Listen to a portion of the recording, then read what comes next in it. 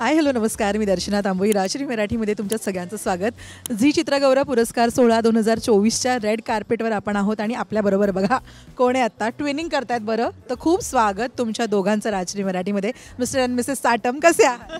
Thank you. मी बरं आहे आणि मधुरा पण छान आहे. ट्विन करताय तुम्ही दोघं सुद्धा, तर ठरवून आज ब्लॅक लुक केलाय का काय नेमकं? नाही अजिबात नाही. त्याला काय माहित नव्हतं मी काय घालणार आहे.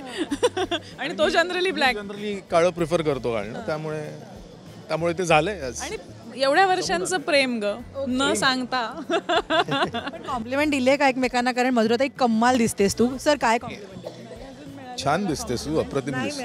अरे मी बोललो तुला बोललो मी. हो मगाशी ऍक्च्युली गाडीत नाही म्हणाला, पण मी त्या ट्रॅफिकमुळे माझं लक्ष नव्हतं. सॉरी. ऑन कॅमेरा काय कॉम्प्लिमेंट? ऑन कॅमेरा मधुरा खूप छान दिसते आणि आम्ही काय म्हणू शकतो, ट्विनिंग केलंय ना. ट्विनिंग केलंय आम्ही. ट्विनिंग केलंय ते छान दिसतो एकत्र. तू पण छान दिसतो. कोइन्सिडेंटली ट्विनिंग झालंय, पण वी एन्जॉईंग द ट्विनिंग. काय कॉम्प्लिमेंट? मला इतकी वर्ष झाली लग्नाला तरी अजूनही तो जेव्हा असा येतो तयार होऊन म्हण किंवा तेव्हा मला तो चार्मिंग वाटतो आणि तो आजही तसाच चार्मिंग दिसतो इतक्या वर्षानंतर.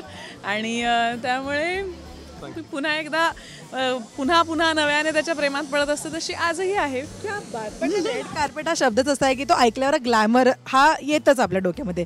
जर तुम्ही पुरस्कार सोहळ्यांना जाता छान तयार होऊन किंवा नॉमिनेशन असतं, किती पॉझिटिव्हिटी किंवा किती एक्साइटमेंट असते तिथे?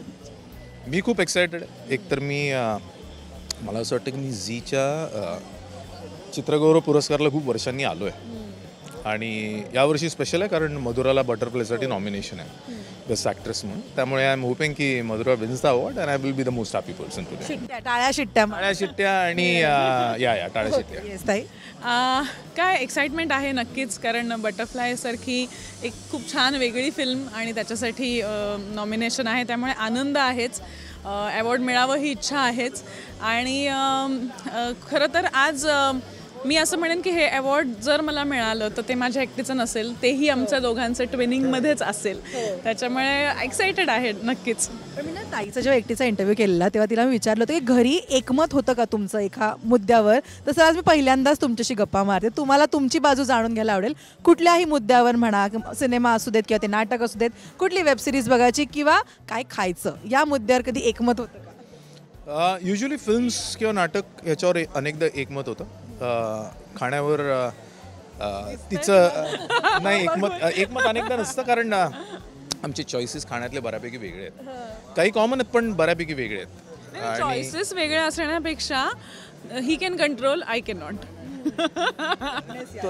नाही, आणि it's part of my routine. त्यामुळे मी काय असं आउट ऑफ द वे जाऊन मी फार फ्रुगल खातो, त्यामुळे असं बेसिक्समध्ये आय सर्वाईव्ह.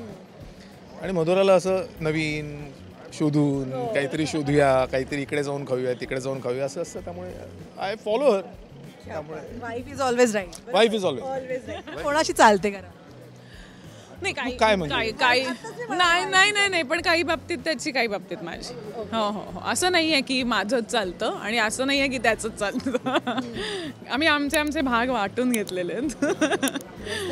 आता जस्ट आलात तुम्ही आणि अजून बघायचं पुढचं नॉमिनेशन. थँक्यू सो मच आणि ऑल द बेस्ट ताई तुला, आणि खूप शुभेच्छा. ट्रॉफी घेऊनच बाहेर ये. Yes, thank you dear. Thank you so much.